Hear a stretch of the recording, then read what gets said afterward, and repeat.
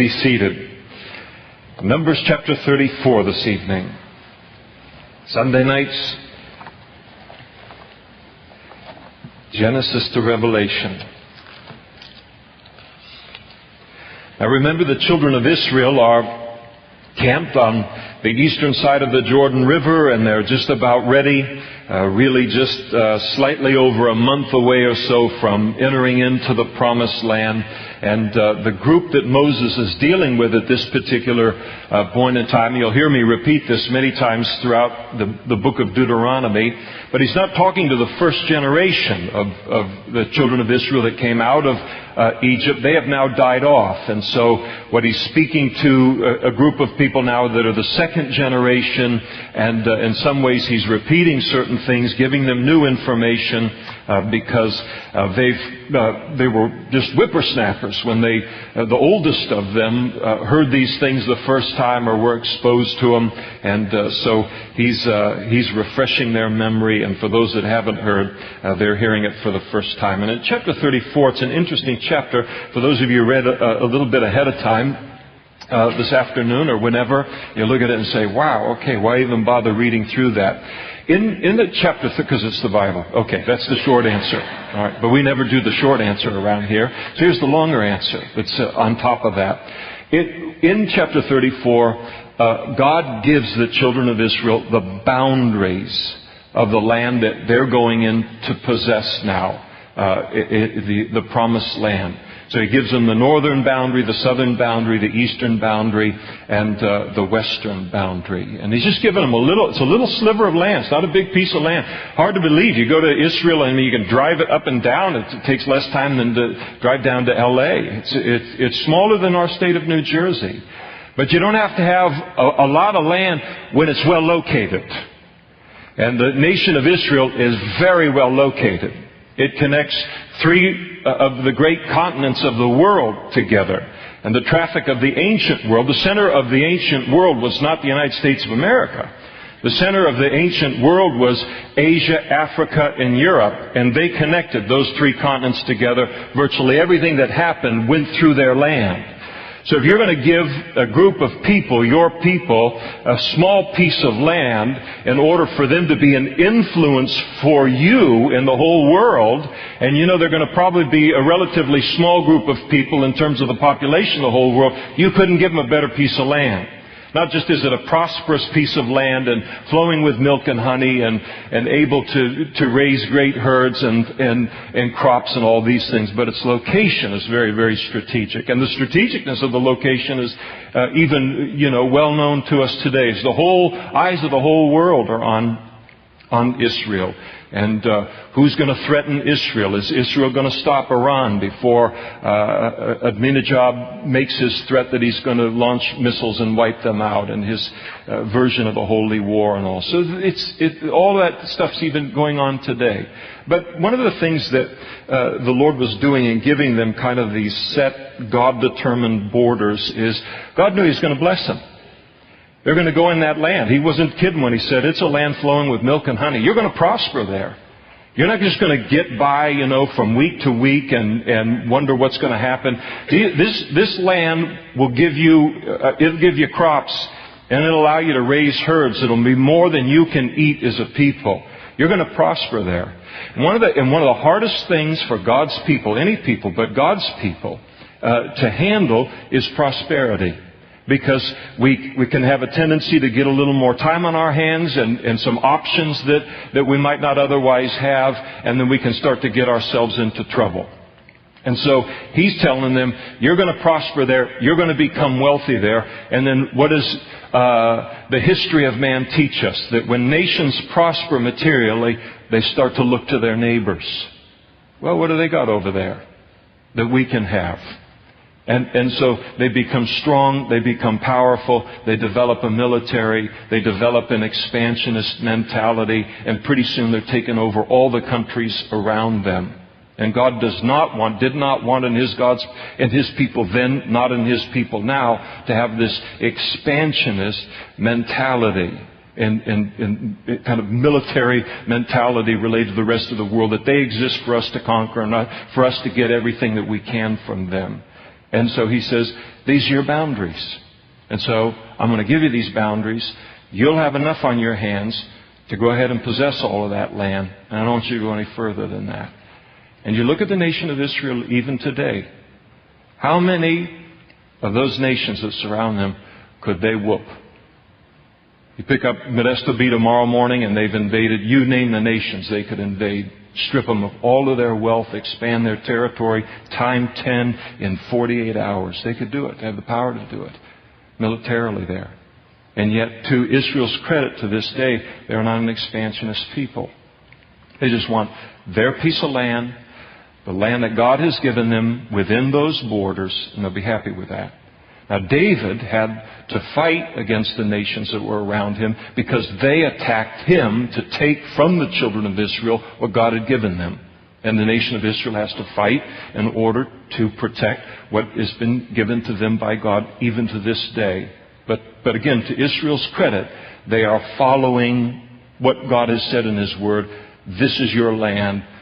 There'll be enough in that land for you. So we pick it up there. Then the Lord spoke to Moses, saying, command the children of Israel and say to them, when you come into the land of Canaan, this is the land that shall fall to you as an inheritance. The land of Canaan to its boundaries. First 3 words of verse 3, your southern border. So he defines now their southern border.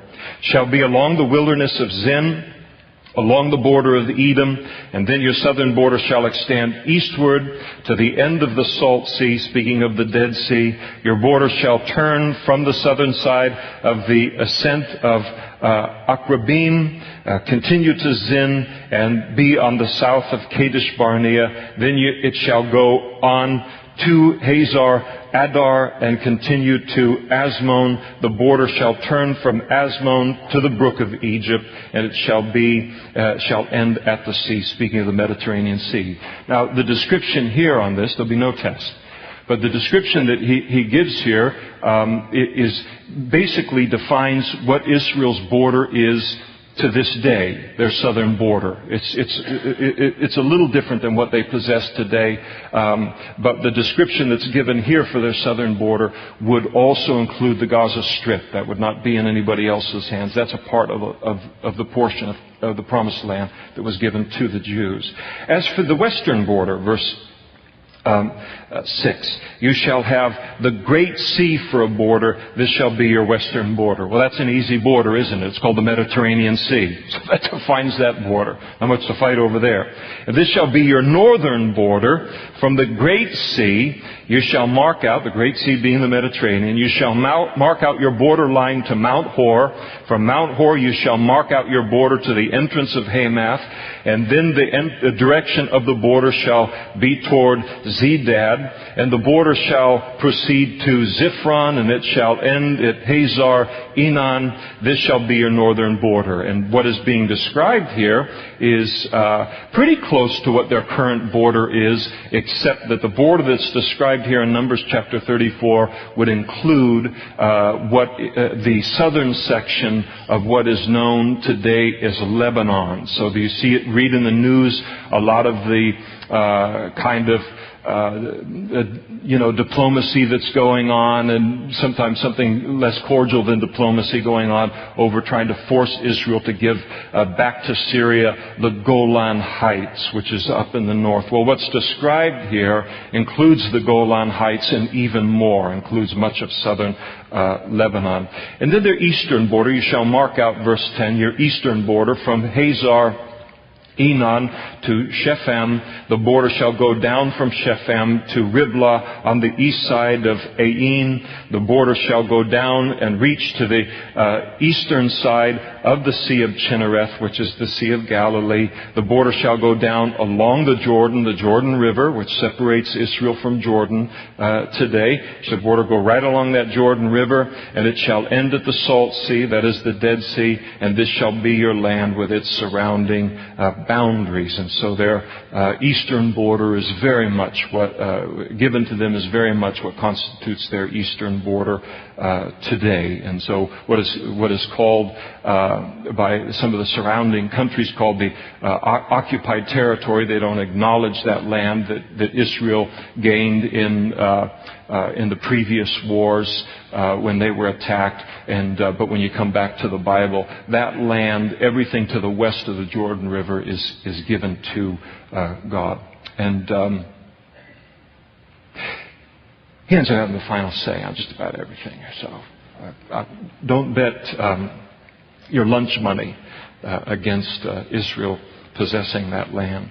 And so that was to be their eastern border. And then He said, then the Lord commanded the children of Israel, saying, this is the land which you shall inherit by lot, which the Lord has commanded to give to the 9 tribes and the half tribe. For the tribe of the children of Reuben, according to the house of their fathers, the tribe of the children of Gad, according to the house of their fathers, have received their inheritance, and the half tribe of Manasseh has received its inheritance. The 2 tribes and the half tribe shall have received their inheritance on this side, that is the eastern side of the Jordan, where they were camped, across from Jericho, eastward toward the sunrise. So God was saying, all right, these 2.5 tribes that we talked about last week, they wanted the land on the east side, so they've given it. That's what they wanted in terms of their allotment in the land. So this land, the land of Canaan, it's to be divided between the remaining 9.5 tribes. And then the Lord spoke to Moses, and identifying the men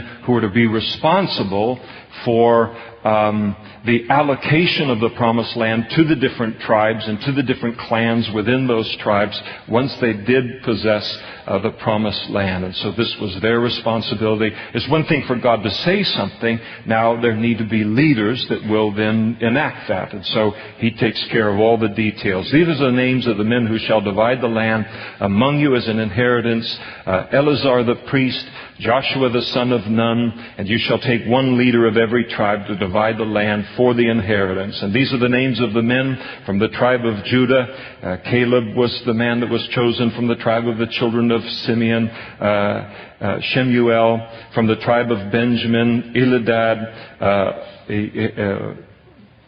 from the tribe, from the tribe of Benjamin. And then a leader from the tribe of the children of Dan. Buki. Don't ever complain about your name. You little Buki, you. What do you do? Come here, Buki. Let me get your cheek there, Buki. You little Buki. Okay, verse 23. From the sons of Joseph, a leader from the tribe of the children of Manasseh, Haniel. And then a leader from the tribe of the children of Ephraim, Kemuel. A leader from the tribe of the children of Zebulun, Elizaphan. A leader from the tribe of the children of Issachar, Paltiel. And then a leader from the tribe of the children of Asher, Ahihud. And a leader from the tribe of the children of Naphtali, Pedahel. And these are the ones the Lord commanded to divide the inheritance among the children of Israel in the land of Canaan. So they had the responsibility to make sure that God's commands were enacted. Then chapter 35, the Lord speaks about the 48 cities that were to be given as a possession to the Levites, and then 6 of those cities were to be cities of refuge. Now, when the children of Israel, in chapter 35, they are called by God now. They're going to conquer the land. All this land is going to be yours. And so they were to take 48 cities, different cities spread out throughout the land, and they were to give those cities and the surrounding area around the cities to the tribe of Levi. Now remember, the Levites, you never see them in any of these lists where the land's going to be allotted to them, because their whole responsibility, the Bible says, God said to them, I'm your inheritance. God was their inheritance. Their whole focus, morning, noon, and night, all their strength, all their everything, was to be a spiritual influence in the nation of Israel. They led the worship services, all of the sacrifices, the maintenance and the oversight of the services at the tabernacle and later at the temple. So their focus was to be spiritual. God said, in essence, God was saying, I don't want you to have a big piece of land to conquer. And then I don't want you to keep protecting that land, and I don't want you to be raising crops there and doing all these kinds of things. I want you to be focused completely on the spiritual welfare of this nation. And God knows us. He knows that there's that ability to say, well, God has called me to do this, and He's called me to be a spiritual influence, for Him and all. And then over a period of time, wow, I'm more interested in the crops that are coming in and how big is the herd, rather than in the health of the spiritual health of the nation itself. And so He said, I'm not going to give you that distraction. But He did want them to have some land. It would seem that even from the very beginning that the tribe of Levi, they didn't all. It was a very large tribe. You're talking about thousands and thousands of men, to say nothing of their wives and their children. You didn't need to have all of them at the tabernacle and later all of them in Jerusalem all at once. There wasn't that much work to do it related to the sacrifices. There's a lot of work, and it was very physical work. But what they ended up doing was devising kind of a means of shifts. So 1 month the Levites from this section or this particular city or 2 or 3 cities or whatever from Israel, they would come for a month and they would minister these things. And then the next month they would go home, and then the Levites from these cities, they would come, and you'd have this rotation going on. It's interesting that God takes the Levites, and He doesn't, take one big gigantic city in the middle of Israel and plunk them all there in one place. He spreads them out evenly throughout all of the land, evenly throughout the tribes. Tribes that had more land, or the tribes that had more people, they gave more cities than the smaller tribes numerically and with the land. So everything was fair, but they would then give these cities so that the Levites were spread evenly throughout the whole land. And the idea was that they would then bring their godly influence into all of these different tribes and into all of the different areas of the nation of Israel. So God didn't want all of that holiness and all of that exhortation to godliness and all to be concentrated just in one place. He wanted it to be spread throughout all of the nation. And so they went throughout all the tribes. These were the teachers of the Word of God. They'd also be teaching the Word in these cities throughout the land, in addition to their service at the tabernacle and later at the temple. So this is the cities that were to be given to them. The Lord spoke to Moses in the plains of Moab by the Jordan across from Jericho, saying, command the children of Israel that they give the Levites cities to dwell in from the inheritance of their possession. So these cities are supposed to come out of your possession, you other 12 tribes. And you shall also give the Levites, in addition to the cities, number 2, common land around the cities. And they shall have the cities to dwell in. So God wanted them they're serving the Lord, but God wanted them to have cities to have homes, to raise their families in, and all these practical kind of things that they needed, in addition to serving the Lord the way that they were serving the Lord. And so they needed to have a place to live, to dwell in. And their common land, this land that would be immediately around the city, was for their cattle and for their herds and for all of their animals. And so God said, all right, these cities are going to be given to you, 48 of them, and you have the city that'll be handed over to you. And then there was to be this common land immediately outside of the city. We'll get to the dimensions of it in a moment. And it was enough land for them to raise herds. God wanted them to be able to raise goats and to raise sheep and to raise cattle for their own sustenance. And even though their provisions for food and that kind of thing were provided mostly by the offerings that people brought to the tabernacle and to the temple. So He wanted to have a little bit of land. Not so much land that they could sustain themselves on it, and to be tempted to be drawn away from their service to the Lord, but enough to give them a taste of ordinary life, to give them a taste of being able to determine, what they would have, what they would eat, and not be completely at the mercy of the obedience of God's people in terms of bringing their sacrifices. So it was just a beautiful combination of giving them a city, giving them just the right amount of land. And the common land Verse 4, of the cities which you will give the Levites shall extend from the wall of the city outward 1,000 cubits all around. And so they're going to measure 1,500 feet in all directions, square around the city. That was their pasture land for their animals. And you shall measure outside the city. On the east side, 2,000 cubits. On the south side, 2,000 cubits. On the west side, 2,000 cubits. And on the north side, 2,000 cubits. And the city shall be in the middle. This shall belong to them as common land for the city. So they get 48 cities. It's God's doing. This is the reason behind it. Now, among the cities which you shall give the Levites, that 48, you shall appoint 6 cities of refuge, to which, here's the purpose for them, to which a manslayer may flee. And to these you shall add 42 cities. So 48 cities altogether, 6 of them cities of refuge. And so all the cities you will give to the Levites shall be 48.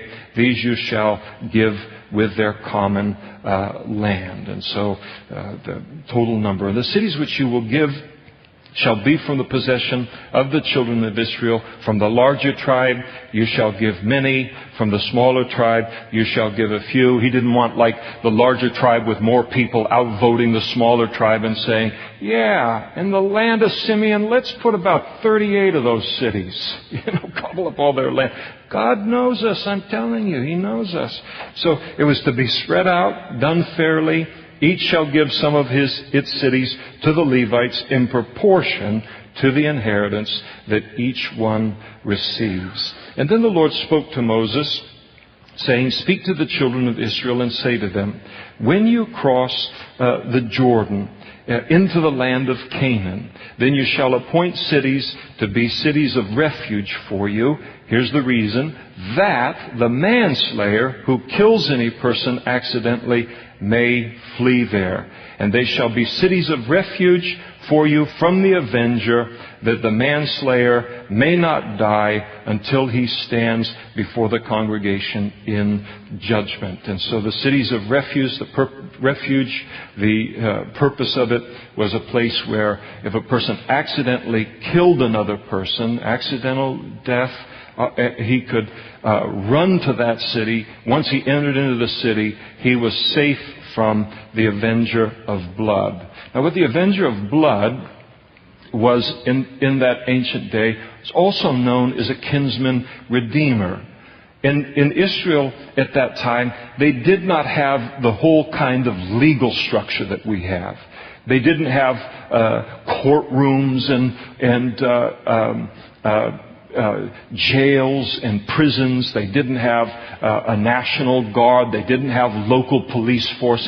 We have a very, very developed justice system in the United States of America, and so does much of the rest of the world. Well, they didn't have that kind of thing in those days in order to, enforce law. So if a crime was committed against your family, then what would happen is the oldest male blood relative was responsible to exact revenge for the family.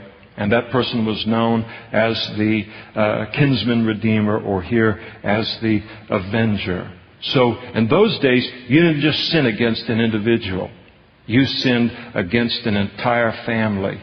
And in the case of the murder of a family member, they would hunt down the guilty, and then they would exact their own justice for that murder by killing the person. So in a world without the established, recognized judicial system, this served as a necessary deterrent to crime. Everyone knew that if you do wrong to someone, you're not getting away with it. Because that family will die, every male in that family to the last male will die in avenging the wrong that has been done to them. So it made you real hesitant to pick a fight with the McCoys or the Hatfields. And you just didn't want to mess with that. And so it was a very, very good deterrent in those days. And if a person accidentally killed somebody, then they could run to one of these cities of refuge, and they would be safe there for enough time for the judges in Israel, the religious judges that were in those cities, they would then listen to the case, determine whether it was accidental or whether it was premeditated murder. And if it was accidental, they would determine it accidental, and then this man would find safety in the city of refuge. Now, the problem with the system of this kind of revenge killing as it operated in the ancient world was it had a weakness, and the weakness that it had was that the avenger of blood could become so angry over the death of his wife or over the death of his parents or one of his children or one of his relatives that he would not then take the time to determine whether the death was accidental or whether it was murder. He would just find the guy and kill him. And the danger of that happening is, number one, it would be the shedding of innocent blood. But the other thing that would introduce into the nation of Israel is, now you have killed my family member for an accident. So now you got the kinsman redeemer on this family who's going to be compelled now to bring justice on you. And you can see that it doesn't take very much before you're going to have the nation of Israel very divided over these blood feuds. And so God says, I don't want that. I see that happening in the nations all around you. Here's how we will handle that. God's into law and order. He's into justice. And He wants the murder to be dealt with. And He wants the person that has accidentally killed someone to be protected. So He addresses the weakness of the current system, and He wants there to be that differentiation between accidental death and murder. And again, remembering that Israel did not have a standing army at the time. They did not have a formal police force. They didn't have people patrolling the streets and doing all of these kinds of things. And so here is a law that allowed situations that needed to come before the elders in judgment to come to them. And so this is the reason behind all of it. And the Lord, verse 13, and of the cities which you shall give, you shall have 6 cities of refuge. You shall appoint 3 cities on this side of the Jordan where they were camped on the east, and 3 cities which you shall appoint in the land of Canaan, which shall be cities of refuge. And so there were going to be 6 cities, 3 on one side of the Jordan River, 3 on the other side of the Jordan River. Joshua, later on, we'll read in the book of Joshua the names of those particular cities. The interesting thing is that they were spread out. These 6 cities that you were to run to, they were spread out equally over the land, so no one was more than a 1 day's run from getting to the city. So that if you're out, and it's one of the illustrations that God gives in His Word, here you've got, you're out cutting wood with Joe Baccicalupi, and you're knocking down some wood in the forest, and you're using the axe and everything, and the axe head flies off of the axe handle, boom, right into his head. And boom, he goes down. You go over there, you look at him, you say, man, has it got any kind of medical attention I can give to him? Wow, he's already dead. And then you realize, okay, the avenger of blood, when they find him dead, they're going to come after me. So you got the time that it takes for them to discover the body to get a head start on the avenger of blood and get into that city before somebody with a hot head takes you out for murder when all of it was an accident. So they were to be spread out in that kind of a way.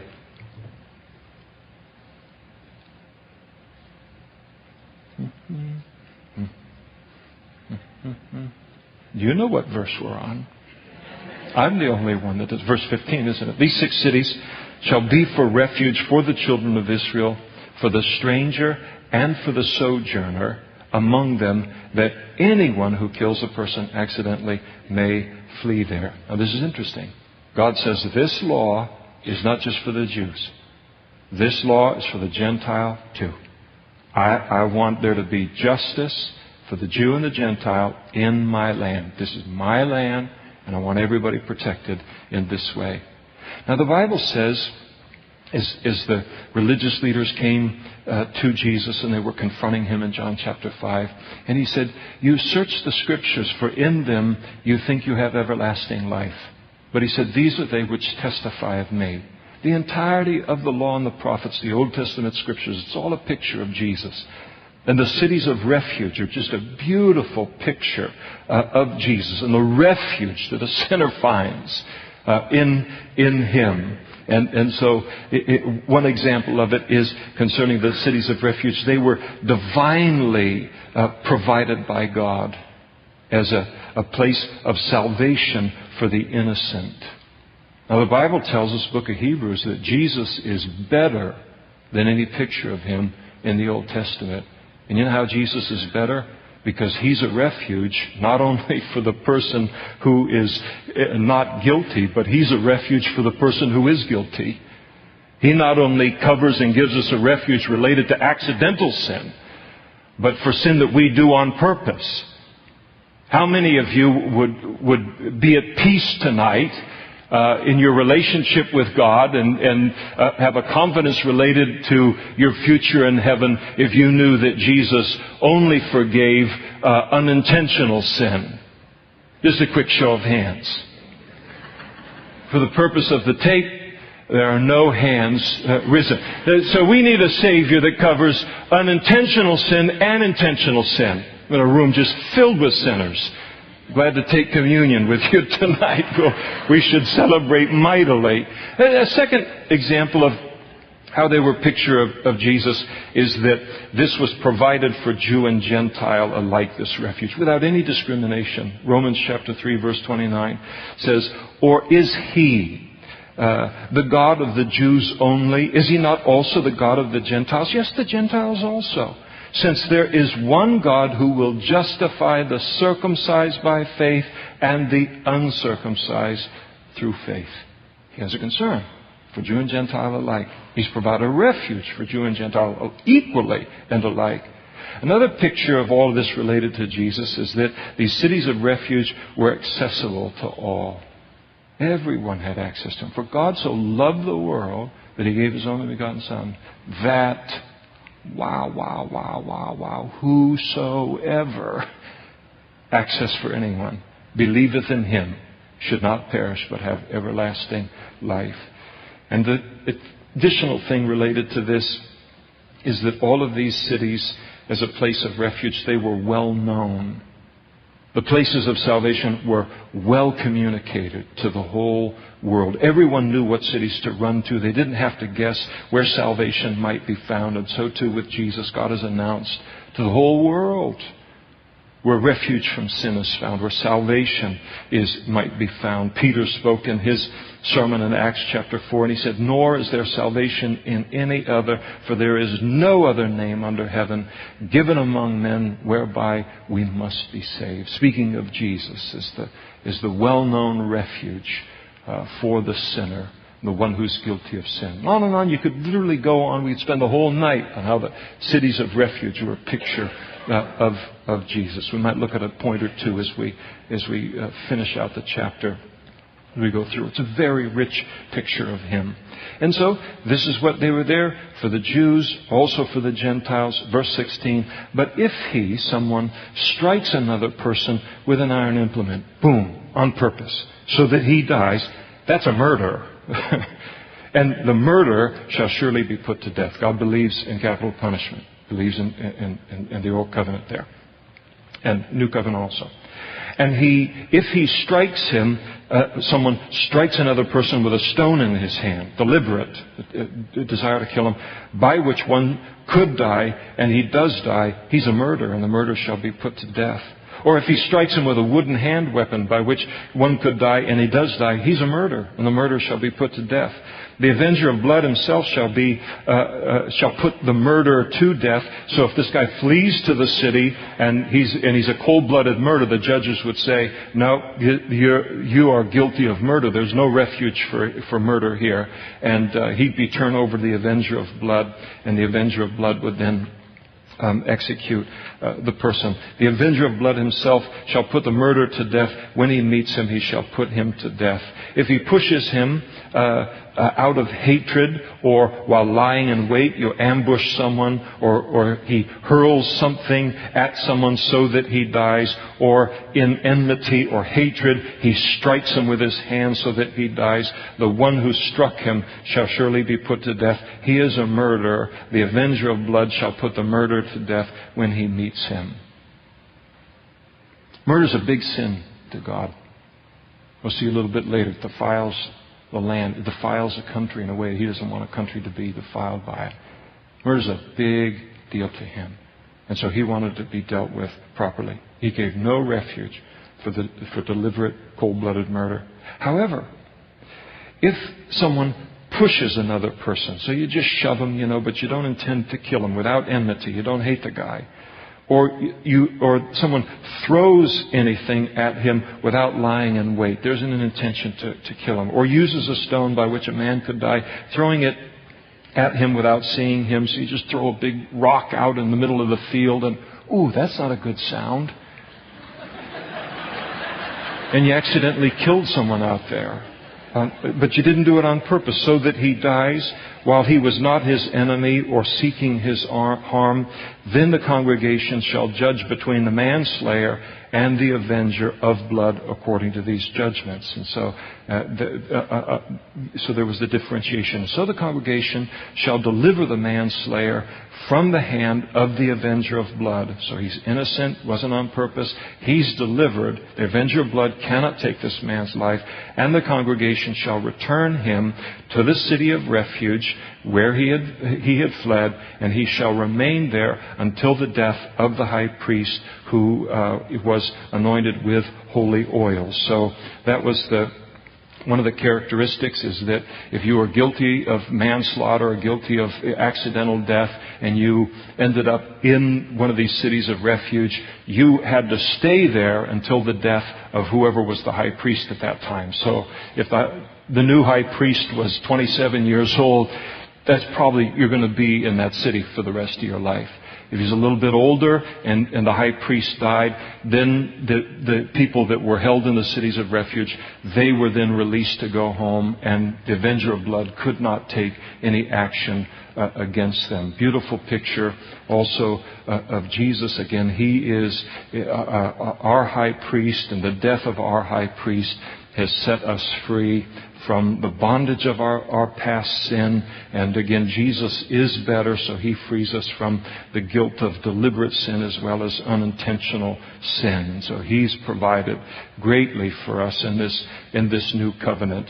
And I think that one of the things that, by keeping these people that were even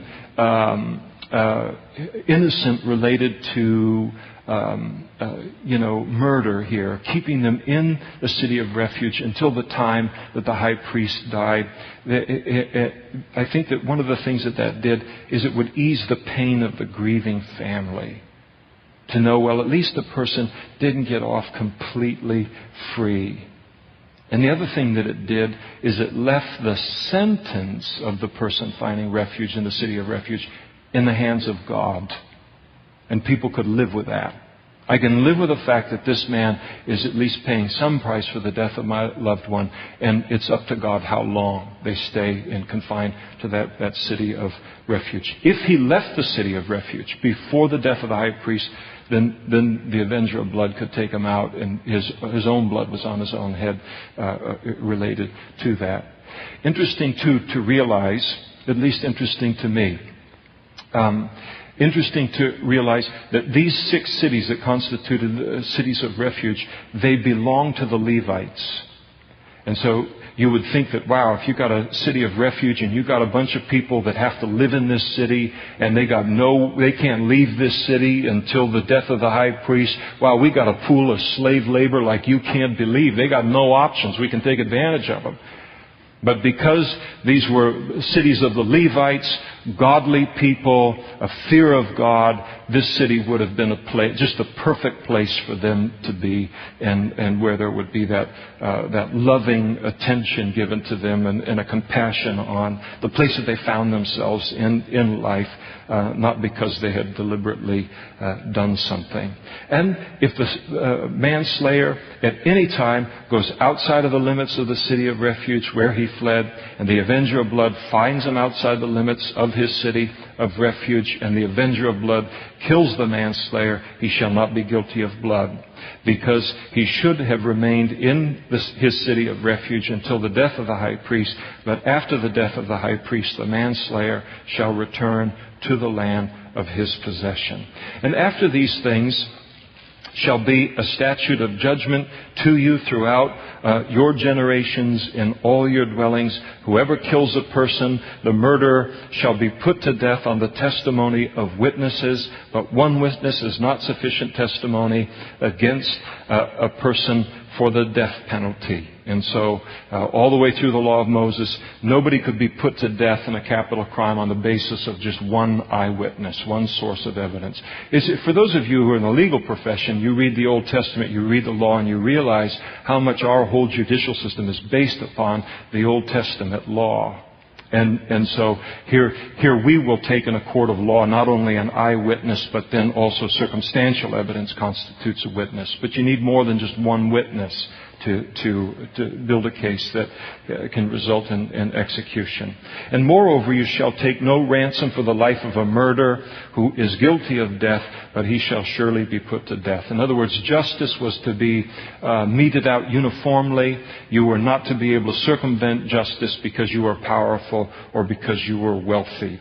That was to be taken off of the table. The issue is not power, it is not wealth. It is right, it is wrong, it is what is right in God's eyes.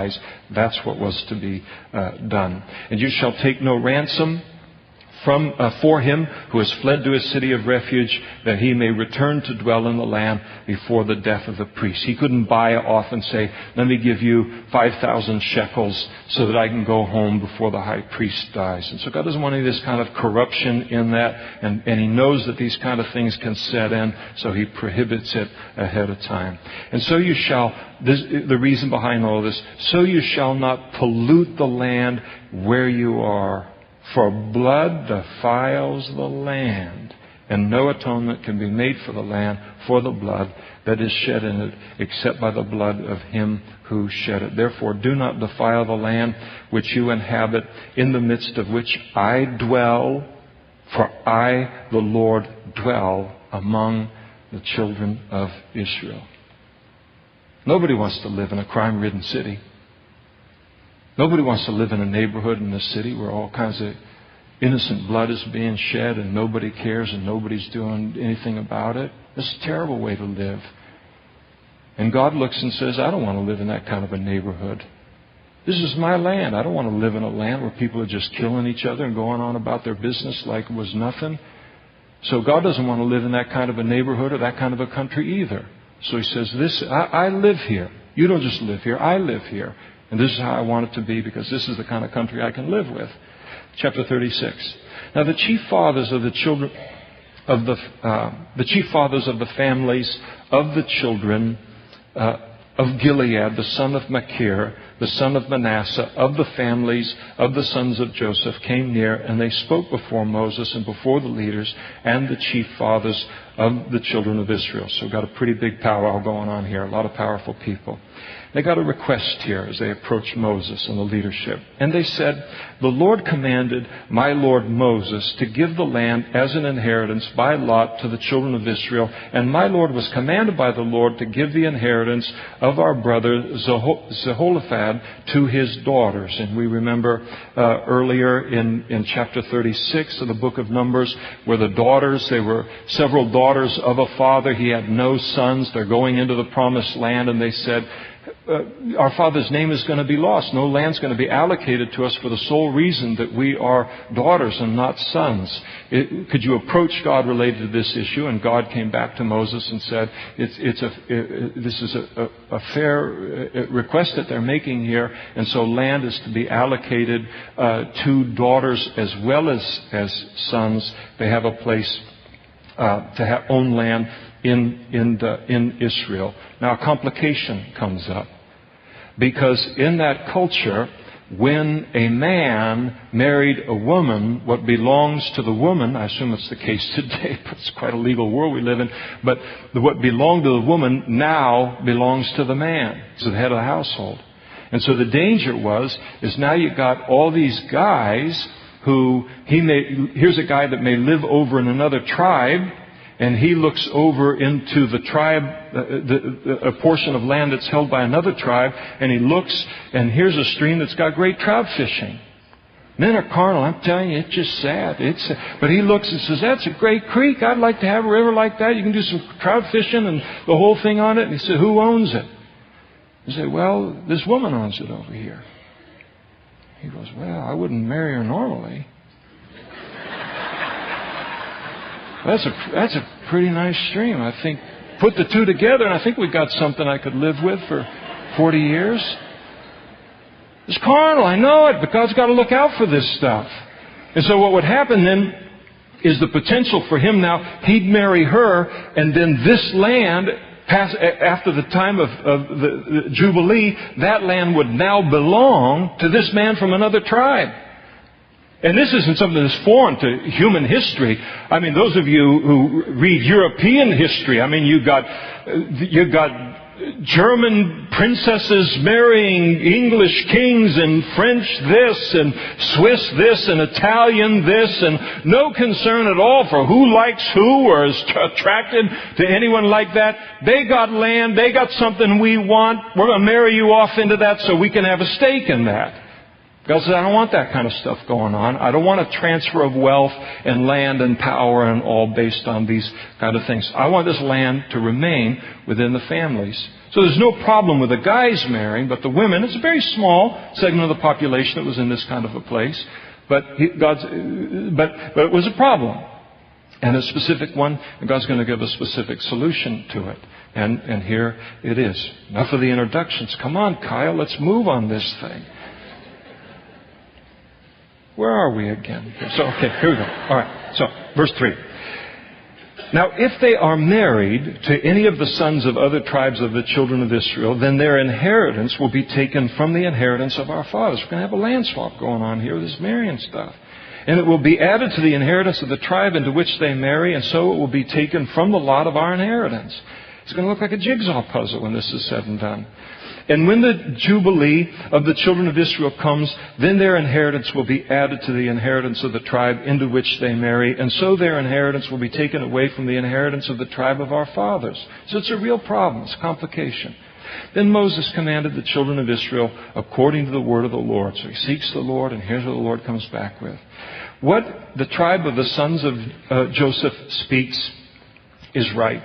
And this is what the Lord commands concerning the daughters of Zelophehad, saying, let them marry whom they think best, but they may marry only within the family of their father's tribe. Marry within that tribe of Israel. And so the inheritance of the children of Israel shall not change hands from tribe to tribe, for every one of the children of Israel shall keep the inheritance of the tribe of his fathers. And every daughter who possesses an inheritance in any tribe of the children of Israel shall be the wife of one of the family of her father's tribe, so that the children of Israel each may possess the inheritance of his fathers. Thus no inheritance shall change hands from one tribe to another, but every tribe of the children of Israel shall keep its own inheritance. You just had to marry within the tribe, and everything got taken care of. And just as the Lord commanded Moses, so did the daughters of Zelophehad. For Melah, Tirzah, Hoglah, Milcah, and Noah, the daughters of Zelophehad, were married to the sons of their father's brothers, and they were married into the families of the children of Manasseh. The son of Joseph, and their inheritance remained in the tribe of their father's family. These are the commandments and the judgments which the Lord commanded the children of Israel by the hand of Moses in the plains of Moab, by the Jordan, across from Jericho. And so thus we finish the book of Numbers, and we'll pick up the book of Deuteronomy, Lord willing, next week.